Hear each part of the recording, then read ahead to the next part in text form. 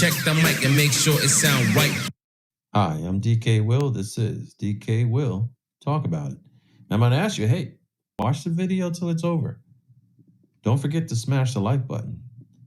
And on your way out, make sure you subscribe. Even hit the bell and notifications so you'll know when I put another video out. I don't promise a video every day, but I promise when I make one, I have something to say. Because see, this is DKWILL Talk About It.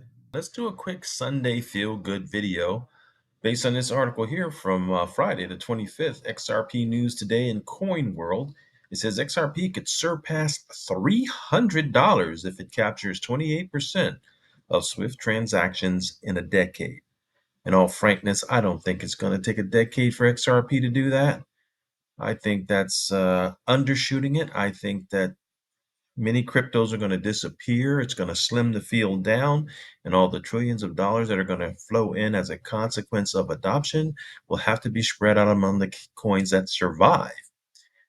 XRP will certainly be a coin that survives, perhaps thrives, and help other ones stay alive. I just had to rhyme on that one. But nonetheless, I'm not going to do Amy's summary, the AI, because she didn't really say it right. I'm assuming Amy would be a lady's name. But a recent analysis posits that XRP could ascend to over $300 per token if it facilitates 28% of global transactions within the next decade. This projection, derived from a hypothetical modeling, assumes XRP serves as the exclusive bridge asset for cross-border settlements, leveraging its role in liquidity provision rather than competing directly with SWIFT's messaging infrastructure. And yes, in a couple of prior videos, I did make sure to point out that SWIFT is just a messaging system. It is not a settlement system, but this has some calculations that say how it could end up at $300. And of course, we know that Brad Garlinghouse committed to saying 14%. My prior video showed that already 15% of SWIFT's transaction volume has kind of disappeared. And if it disappeared, we have to ask ourselves a question. Where did it go? Because we're seeing deals being made by President Trump, right? We're seeing all types of international deals and trade deals being made. And that means money's got to pass around too, doesn't it? I think we know where it's going. It says here that the 28% scenario extrapolates the growth projection, aligning with Swift's estimated annual transaction volume of 150 million. At this level, XRP would handle 42 trillion yearly, equivalent to 115 billion daily. Two valuation models were outlined to estimate XRP's price under varying transaction velocities. The first model assumes each token circulates 4 times annually, requiring 10.5 trillion in liquidity to support the 42 trillion volume. Divided by the circulating supply of 60 billion tokens, this yields a projected price of $175. A second model reduces velocity to 2 transactions per year, doubling the required liquidity to 21 trillion and projecting a token value of $350. And that's what I was going to go to. I have two different articles here. One from the same source speaks of $300. The other one speaks of $350. So let's go in there and see what they say that's a little different than what we've already read, or at least to continue the thought. Number one, it does say that the prices are speculative, and of course they are. However, look over some of my films. I have with a relative measure of confidence that XRP is worth way more money than what we think it is. And I've always said how I felt about price marketing, I'll call it. It's just to plant things in your head. I did a rudimentary calculations before, and I came up with the coin needing to be 7 digits so that it can have a longevity. Because let's not forget that XRP burns. And so this article also speaks very much like the other article. So let's go back there and finish this one here. It says the analysis underscores XRP's potential scalability, particularly if its adoption exceeds the 28% threshold. However, the projections are explicitly hypothetical, contingent on regulatory environments and market conditions.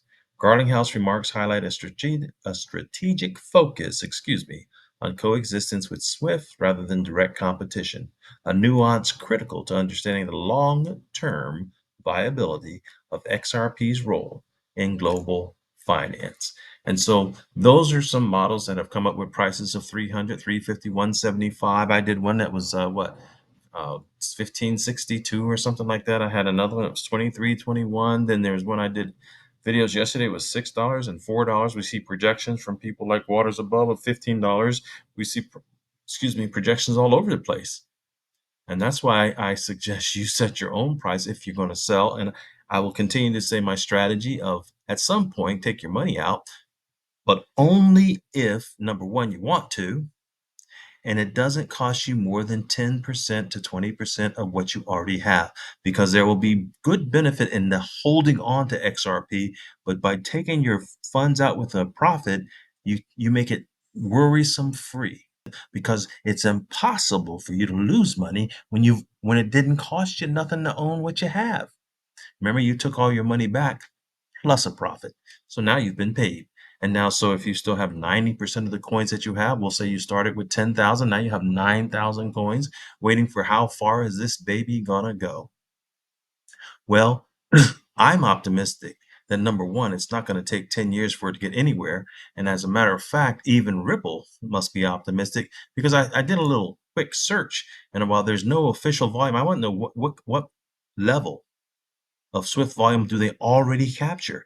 And as it says, there's no official reported share yet, but Ripple has set an ambitious target of capture 20% of the annual transaction volume, which would equate to 30 trillion in annual value flowing through the XRP ledger, given that Swift currently handles 150 million. And here's where the optimism comes in.